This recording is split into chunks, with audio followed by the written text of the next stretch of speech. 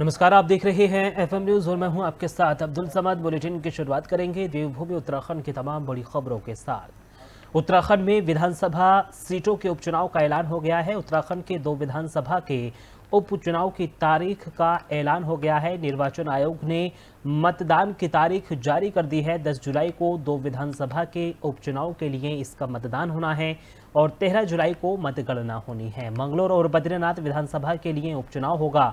Manglaur seat से विधायक शरबत करीम के निधन के बाद ये सीट रिक्त हुई थी। बद्रीनाथ सीट से विधायक राजेंद्र भंडारी इस्तीफा देकर बीजेपी में शामिल हुए थे। तो मंगलौर और बद्रीनाथ विधानसभा के लिए ये उपचुनाव होना है। इसकी डेट भी अब जारी कर दी गई है। 10 जुलाई को 2 विधानसभा के उपचुनाव के लिए मतदान होना है और 13 जुलाई को इसकी मतगणना होनी है।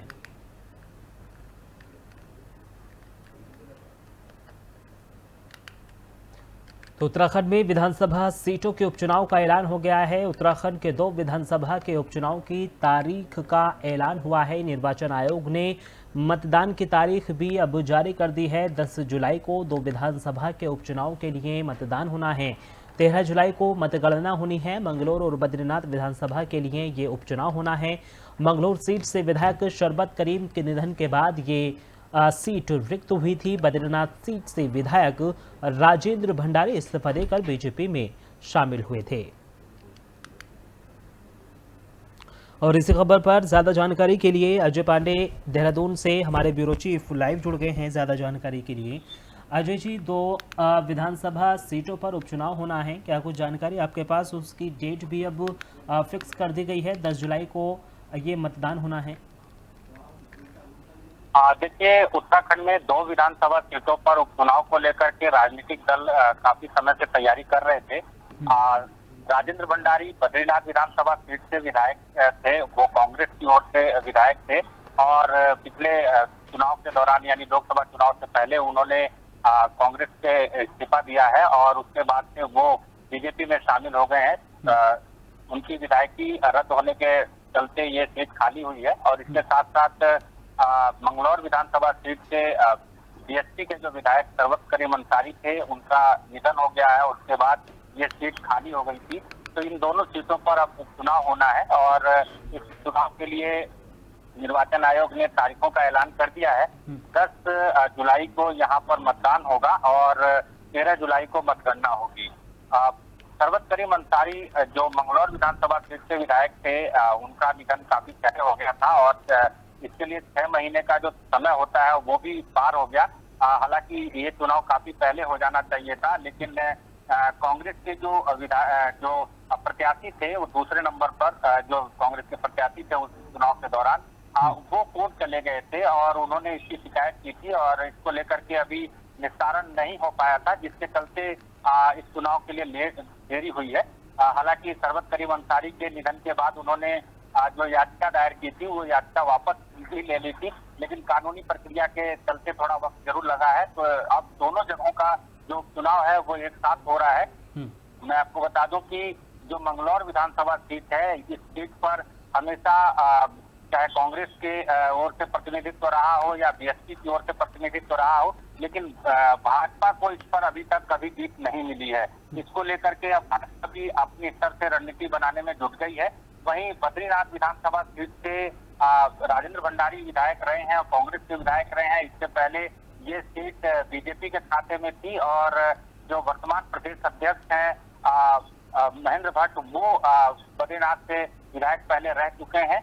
अब देखना होगा कि अब क्योंकि राजेंद्र भंडारी बीजेपी में शामिल हो गए हैं तो संभवतः उनको टिकट दिया जाता है या किसी अन्य प्रत्याशी को वहां पर मैदान में उतारा जाता है। लेकिन ये दोनों विधानसभा चुनाव को जीतने के लिए दोनों राजनीतिक दलों की ओर से अब पूरी कोशिश की जाएगी, अपने अपने स्तर से पूरा प्रयास किया जाएगा और ये दिलचस्प अब चुनाव यहाँ पर देखने को मिलेगा। अजय पांडे जी, क्या विपक्ष यानी कि कांग्रेस की ओर से भी क्या घोषणा कर दी गई है प्रत्याशियों की? देखिए, अभी दोनों ही दलों की ओर से किसी भी प्रत्याशी के नाम का ऐलान नहीं किया गया है। हालांकि सभी दलों को पता था कि यहाँ पर उपचुनाव होना है, तो इसको लेकर के अपने स्तर से रणनीति जरूर बनाई गई है दोनों पार्टियों की ओर से। दोनों पार्टियों की ओर से एक कमेटी का भी गठन किया गया है और वो कमेटी 3 नामों का पैनल जो है वो तैयार करने में जुटी हुई है। तो जाहिर है कि जल्द ही अब प्रत्याशियों के नाम का ऐलान कर दिया जाएगा और 2 सीटों पर उपचुनाव होना है। कांग्रेस और बीजेपी दोनों ही दलों के प्रतिष्ठा का सवाल है। दोनों ही दलों की ओर से कोशिश ये की जाएगी कि वो इस सीट पर जीत दर्ज करें। वहीं क्योंकि बसपा के विधायक रहे हैं मंगलौर सीट से, तो बसपा की ओर से भी क्या इस पर कोई आगे रणनीति तैयार की जाती है, क्या उपचुनाव में बसपा की ओर से कोई प्रत्याशी उतारा जाएगा, ये भी देखना दिलचस्प होगा। क्योंकि आमतौर पर देखा जाता है कि उपचुनाव में बसपा की ओर से भाग नहीं लिया जाता है। तो अब ये सिटिंग एमएलए रहे हैं बसपा के, तो संभवतः वहां से भी किसी प्रत्याशी के नाम का ऐलान किया जा सकता है। लेकिन कांग्रेस और बीजेपी काफी लंबे समय से जद्दोजहद में जुटी हुई है, अपने स्तर से तैयारी में जुटी हुई है। ये दोनों विधानसभा सीटों का जब उपचुनाव होगा तो वो अपने स्तर से किस प्रत्याशी को मैदान में उतारेंगे। वहीं निर्वाचन आयोग की ओर से भी सभी तैयारियां पहले से की जा चुकी हैं और बाकी की अन्य तैयारियां जो हैं उनको अंतिम रूप दिया जा रहा है। लोकसभा चुनाव के दौरान सारी तैयारियां पहले से थी निर्वाचन आयोग की, तो अब उसी के तहत अब आगे यहाँ पर निर्वाचन आयोग की ओर से भी बढ़ा जाएगा और देखना होगा कि चुनाव में किस तरह की रणनीति दोनों राजनीतिक दलों की ओर से और बहुजन समाज पार्टी की ओर से, यानी तीनों राजनीतिक दलों की ओर से अपनाया जाता है। वहीं निर्वाचन आयोग की ओर से कहा जा रहा है कि उनकी सभी तैयारियां लगभग पूरी हैं। बाकी की जो कमियां हैं उनको अंतिम रूप दिया जा रहा है और जल्द ही जो चुनाव की तारीखों का जिस तरह से ऐलान हुआ है उसी के तहत आगे की कार्रवाई अब की जाएगी। जी अजय पांडे, मैं आपसे ये भी पूछना चाहूँगा कि मतदान की तारीख का तो उन्होंने ऐलान कर दिया है, 10 जुलाई को तारीख निर्धारित की गई है। जिस तरीके से नामांकन प्रक्रिया होती है, चुनावी जो तमाम चीज़ें होती हैं, क्या उनकी भी तारीख अभी डिसाइड कर दी गई है या फिर अभी नहीं की गई है? जी हाँ, बिल्कुल। देखिए, नामांकन की तारीख का ऐलान कर दिया गया है, नाम वापसी की तारीख का ऐलान कर दिया गया है और मतदान के लिए है। मतदान के लिए उसके बाद जो मतगणना होगी उसकी तारीखों का ऐलान कर दिया गया है। निर्वाचन आयोग ने अपने स्तर से सभी तैयारियों को अंतिम रूप दे दिया है। क्योंकि केंद्रीय निर्वाचन आयोग की ओर से ये तारीखों का ऐलान किया गया है। उत्तराखंड के साथ साथ अन्य प्रदेशों में भी उपचुनाव जहाँ जहाँ होने हैं वो उन जगहों पर उपचुनाव होंगे और इसी के तहत उत्तराखंड में भी 2 सीटों पर उपचुनाव होना है। तो इन 2 सीटों के लिए अब उत्तराखंड निर्वाचन आयोग की ओर से भी अभी सभी औपचारिकताओं को पूरा किया जा रहा है और तारीखों का ऐलान होने के बाद अब सभी लोग एक्टिव मोड में आ गए हैं और आचार संहिता की जो प्रक्रिया है वो भी अब शुरू की जा रही है। जी अजय पांडे जी, मैं आपसे ये भी पूछना चाहूँगा कि जो बीजेपी है वो लगातार चुनावी एक्टिव मोड में रहती है, तैयारियों की अभी आपने समीक्षा की, बताया कि किस तरीके से लगातार तैयारियां की जा रही हैं। अगर इस भागदौड़ के रेस में बात कर ली जाए तो कौन कौन प्रत्याशी जो हैं वो इस भागदौड़ में सामने आ रहे हैं, क्या ऐसी भी कोई खबर है आपके पास? देखिए, क्योंकि 2022 के विधानसभा चुनाव में जो हार जीत का मार्जिन रहा है वो बहुत ज्यादा का नहीं रहा है। तो ऐसे में मंगलौर विधानसभा सीट और बद्रीनाथ विधानसभा सीट, इन दोनों सीटों पर बीजेपी अपने मजबूत प्रत्याशी को जरूर मैदान में उतारेगी। क्योंकि राजेंद्र भंडारी कांग्रेस के विधायक रहे हैं और अब बीजेपी में शामिल हुए हैं, तो ये माना जा रहा है कि बीजेपी की ओर से कुछ औपचारिकताएं जरूर की जा रही है और राजेंद्र भंडारी को ही चुनाव मैदान में उतारा जाएगा। इसके साथ साथ मंगलौर विधानसभा सीट पर जरूर देखना होगा कि बीजेपी किसे प्रत्याशी के तौर पर उतारती है, क्योंकि मंगलौर विधानसभा सीट पर अभी तक उत्तराखंड बनने के बाद जितने भी चुनाव हुए हैं उन किसी भी चुनाव में बीजेपी को जीत हासिल नहीं हुई है। बीजेपी का प्रत्याशी हमेशा दूसरे और तीसरे नंबर पर रहा है। तो ऐसे में बीजेपी की ओर से कोशिश ये की जाएगी कि चाहे जातीय आधार पर चाहे अन्य सामाजिक आधार पर जो गणित लगाना है वो बीजेपी के जो रणनीतिकार हैं वो गणित लगा रहे हैं और वो मजबूत प्रत्याशी चुनाव मैदान में उतारेंगे। इस बात को लेकर के बीजेपी के जो रणनीतिकार वो लगातार दावा कर रहे हैं। और अगर कांग्रेस और बसपा की बात कर ली जाए तो क्या कुछ ऐसी जानकारी आपके पास कि कौन कौन से प्रत्याशी इस उपचुनाव की रेस में शामिल हैं?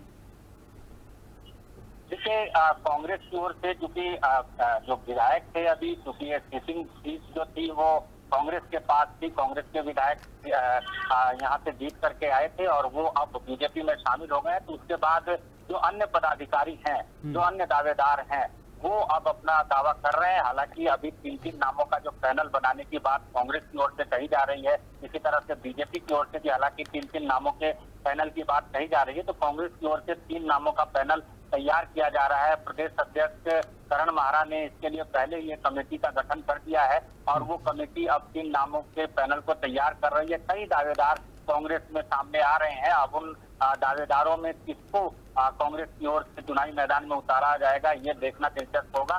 लेकिन कई ऐसे बड़े नेता हैं, बड़े चेहरे हैं जो इस विधानसभा उपचुनाव में शामिल होना चाहते हैं। वो उस क्षेत्र से लंबे समय से टिकट की मांग करते रहे हैं, लेकिन उनको कभी टिकट नहीं मिला है। तो ऐसे में अब देखने वाली बात होगी कि कांग्रेस किसको यहाँ से प्रत्याशी के तौर पर चुनाव मैदान में उतारती है। वहीं मंगलौर विधानसभा सीट पर भी कांग्रेस के जो दूसरे नंबर पर प्रत्याशी रहे हैं, यानी जो पिछले चुनाव में उनको हार मिली है, वो भी अपनी दावेदारी जता रहे हैं। तो ऐसे में अब इन दोनों सीटों पर कांग्रेस अपने मजबूत प्रत्याशी को चुनाव मैदान में उतारेगी। इस बात को लेकर के कांग्रेस के भी लोग दावा कर रहे हैं। जो बड़े राजनीतिकार हैं, जो जिम्मेदार लोग हैं, वो यही बात कह रहे हैं कि ये चुनाव काफी गंभीरता से पार्टी लड़ेगी और दोनों सीटों पर जीतेगी। अजय पांडे जी, मेरा आखिरी सवाल ये है कि निर्वाचन आयोग ने मतदान की तारीखों का ऐलान तो कर दिया है, लेकिन अगर हलचल की बात कर ली जाए तो कैसे हलचल वहां पर दिखाई दे रही है राजनीतिक गलियारों में? देखिए, जैसे कि भी मैंने आपको बताया कि काफी समय से सभी राजनीतिक दलों को ये मालूम था कि यहाँ पर उपचुनाव होना है। उसके लिए जो दावेदार हैं वो अपने तरफ से रणनीति बना रहे थे। इसी तरह से पार्टी के जो रणनीतिकार हैं, चाहे कांग्रेस की बात करें चाहे बीजेपी की बात करें, इनके रणनीतिकार भी अपनी तरफ से रणनीति बना रहे हैं कि ये सीट जो है वो कैसे जीता जाए। जहां पर बीजेपी को आज तक जीत नहीं मिली है, उस सीट के लिए बीजेपी प्रयास करेगी कि वहां पर वो जीत हासिल करे। उसी तरह से कांग्रेस का विधायक अब बीजेपी में शामिल हुआ है, तो कांग्रेस की ये कोशिश रहेगी कि वो सीट एक बार फिर से कांग्रेस की झोली में आए और कांग्रेस बीजेपी की कोशिश ये रहेगी कि जो सीट कांग्रेस के पास थी अब वो उनके पास आ जाए। तो यहाँ पर राजनीतिक हलचल पहले से हालांकि चल रही थी, तेज थी। अब एक बार फिर से अब चुनाव आयोग ने तारीखों का ऐलान कर दिया है, तो उसके बाद अब सियासी गलियारे में जो हलचल है वो काफी तेज हो जाएगी, क्योंकि सभी दलों के जो दावेदार हैं वो चाहेंगे कि इस बार अच्छा मौका है और उनको ये सीट अगर चुनाव लड़ने के लिए मिलती है तो पार्टी उन पर भरोसा जताती है, तो अच्छे मार्जिन से वो जीत दर्ज करेंगे और पार्टी की झोली में वो सीट सौंपेंगे। तो अब दोनों ही सीटों के लिए यानी बद्रीनाथ विधानसभा और मंगलौर विधानसभा सीट को लेकर के दोनों राजनीतिक दलों में, कांग्रेस और भाजपा में हलचल तेज होती दिख रही है। वहीं बसपा साइलेंट मोड में है। अभी बसपा की ओर से क्या रणनीति रहेगी, अभी तक इस बात का खुलासा नहीं हो पाया है, क्योंकि जिस तरह से कांग्रेस और बीजेपी की ओर से कहा जा रहा है कि उनके पास पहले से ही नामों का पैनल तैयार किया जा रहा है। उन्होंने अपने अपने स्तर से पदाधिकारियों को जिम्मेदारी सौंप दी है। चलिए अजय पांडे जी, बहुत बहुत शुक्रिया तमाम जानकारी हमारे साथ साझा करने के लिए। आगे की क्या रणनीति बसपा की ओर से रहेगी। चलिए बहुत बहुत शुक्रिया अजय पांडे जी तमाम जानकारी साझा करने के लिए। तो उत्तराखंड में विधानसभा सीटों के उपचुनाव का ऐलान हो गया है। उत्तराखंड के 2 विधानसभा के उपचुनाव की तारीखों का ऐलान हुआ है। निर्वाचन आयोग ने मतदान की तारीख भी 10 जुलाई रखी है। 2 विधानसभा के उपचुनाव के लिए यह मतदान होना है। 13 जुलाई को मतगणना होनी है। मंगलौर और बद्रीनाथ विधानसभा के लिए इसका उपचुनाव होना है। मंगलौर सीट से विधायक शरबत करीम के निधन के बाद ये सीट खाली हुई थी।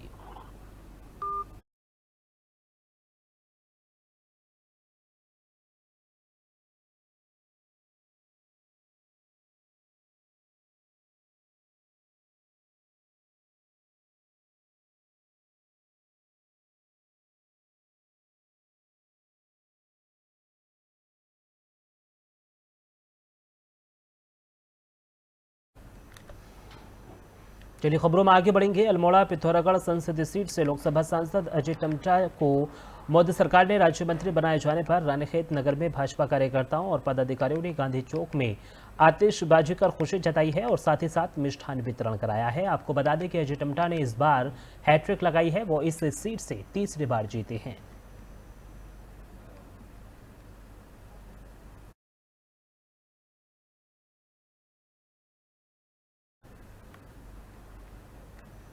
उत्तराखंड में लोकसभा चुनाव में बीजेपी ने एक बार फिर से प्रदेश की सभी 5 सीटों पर जीत हासिल की है। इससे जीत के बावजूद बीजेपी अपने प्रत्याशियों के पक्ष में मतदान को लेकर आंकलन करेगी। लोकसभा चुनाव में पार्टी के सभी 47 विधायकों की विधानसभा और उनके बूथों में प्रदर्शन को लेकर रिपोर्ट कार्ड तैयार किया जाएगा। इस रिपोर्ट कार्ड को जांचने का मुख्य उद्देश्य ये है कि आगामी चुनाव में पार्टी के प्रदर्शन को और कैसे अधिक बेहतर बनाया जा सकता है। वहीं 2014 और 2019 के लोकसभा चुनाव में प्रदेश की सभी 5 सीटों पर बीजेपी को जीत मिली थी। एक बार फिर से 2024 के लोकसभा चुनाव में बीजेपी ने इसी क्रम को दोहराया है और प्रदेश की 5 सीटों पर जीत हासिल की है। 70 विधानसभा सीटों में भाजपा 2019 की तुलना में केवल 13 सीटों पर ही बढ़त बना सकी। सबसे ज्यादा बढ़त भाजपा ने नैनीताल उधम सिंह नगर लोकसभा सीट से बनाई है। बीजेपी अब विधानसभा मंडल और बूथ स्तर पर जिम्मेदार नेताओं और कार्यकर्ताओं के प्रदर्शन की समीक्षा करेगी।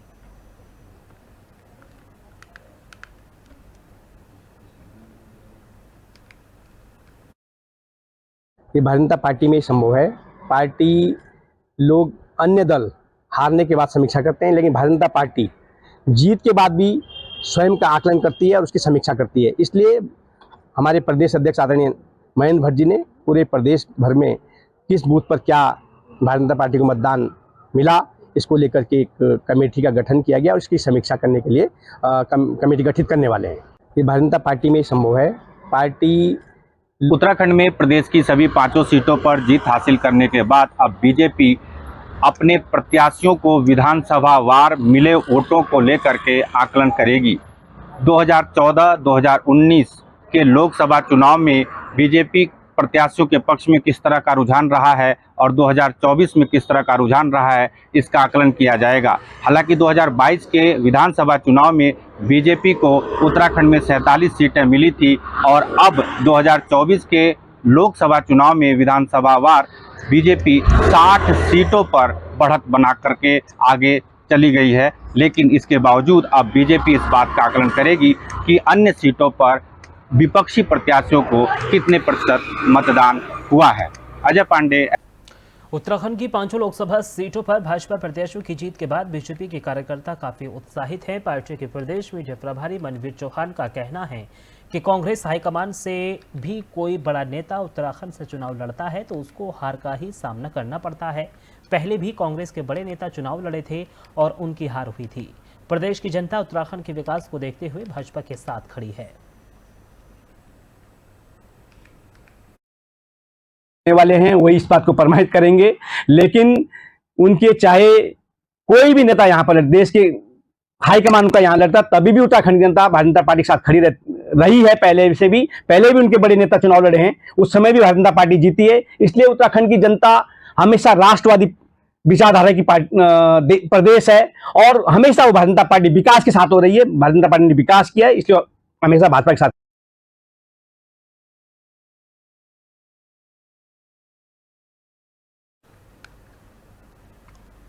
चलिए खबरों में आगे बढ़ेंगे। मोदी सरकार के शपथ ग्रहण समारोह के बाद लालकुआं में क्षेत्रीय विधायक मोहन सिंह बिष्ट की मौजूदगी में भाजपा नेताओं ने एक दूसरे को मिष्ठान खिलाकर खुशी का इजहार किया। इस दौरान प्रधानमंत्री नरेंद्र मोदी और भारतीय जनता पार्टी जिंदाबाद के भी नारे लगाए गए।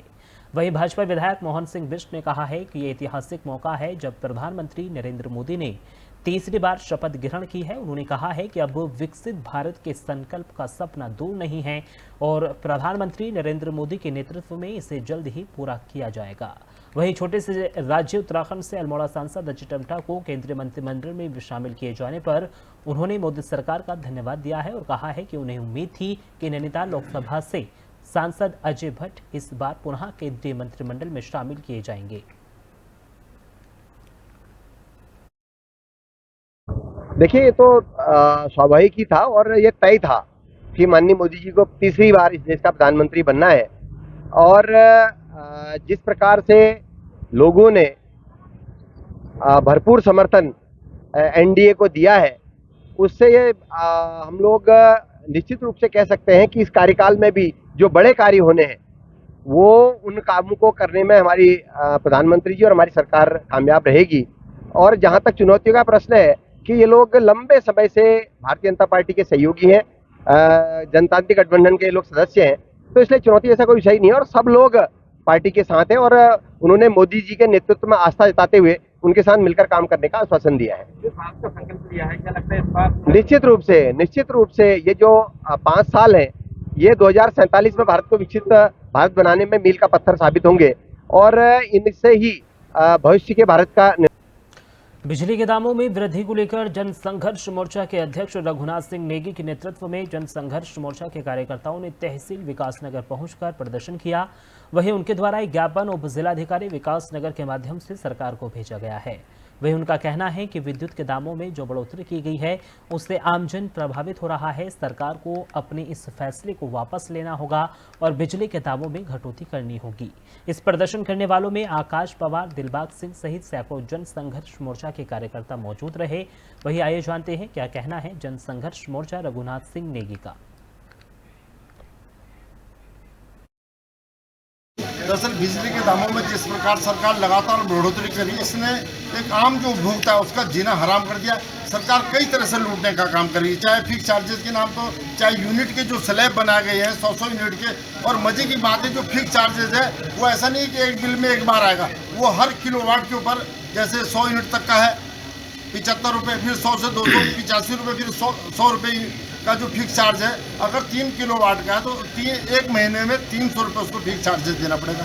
2 महीने का बिल आता है तो उसका आप समझ लीजिए 600 रुपये फिक्स चार्जेस हो गया।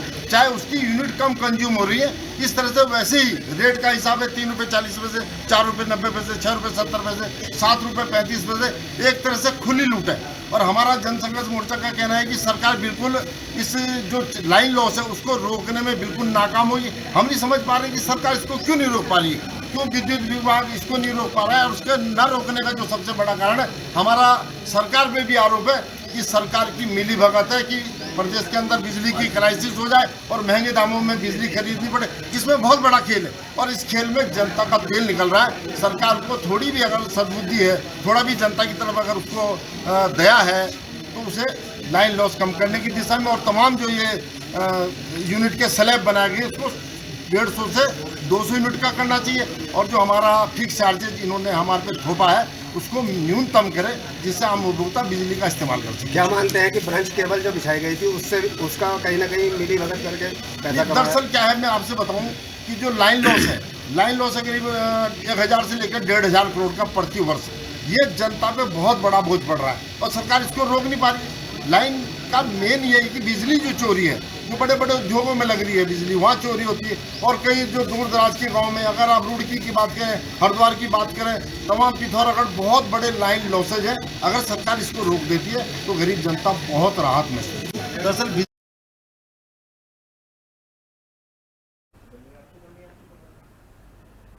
चलिए खबरों में आगे बढ़ेंगे। मानसून सीजन को देखते हुए देहरादून नगर निगम सफाई व्यवस्था को लेकर अब अलर्ट मोड में आ गया है। इन दिनों नदी नालों की साफ सफाई सहित शहर के मुख्य मार्ग में जगह जगह चौक पड़ी नालियों को साफ करने के लिए कवायद शुरू की गई है।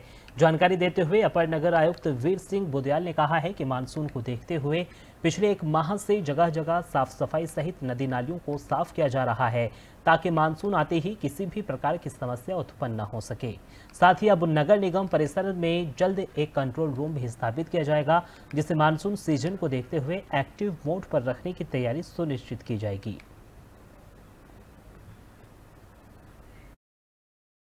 लेकर हमारा पर पिछले 1-1.5 महीने से हमारा लगातार काम चल रहा है। डेली हमारी टीम जाती है, मैनुअली भी कर रहे हैं और जेसीबी का माध्यम से भी हम लोग नाल की सफाई कर रहे हैं। और हमारी टीम लगातार फील्ड में है। हम लोग भी जब टाइम मिलता है हम लोग मौके में जाके उसका मौका मांगने करते हैं, और ताकि किसी भी के स्तर पर यहाँ के जो क्षेत्र के रहने वाले को बरसात को लेकर, नाली को लेकर कोई दिक्कत न पैदा हो। लेकर हमारा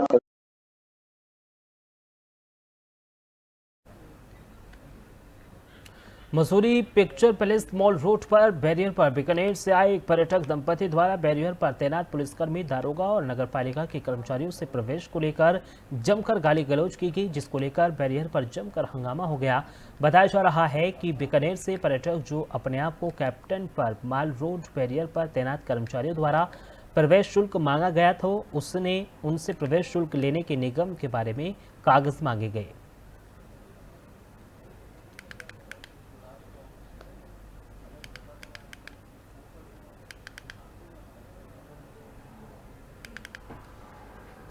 चलिए खबरों में आगे बढ़ेंगे। पौड़ी पुलिस यमकेश्वर विधानसभा क्षेत्र के थाना लक्ष्मण झूला क्षेत्र में लावारिस हालत में घूम रही विदेशी महिला नैना मारिया को सकुशल उसके परिजनों से मिला दिया है। आपको बता दें कि थाना लक्ष्मण झूला को सूचना प्राप्त हुई कि रात्रि में एक विदेशी महिला जिसकी मानसिक स्थिति कमजोर प्रतीत हो रही है वो लक्ष्मण झूला क्षेत्र में घूम रही है।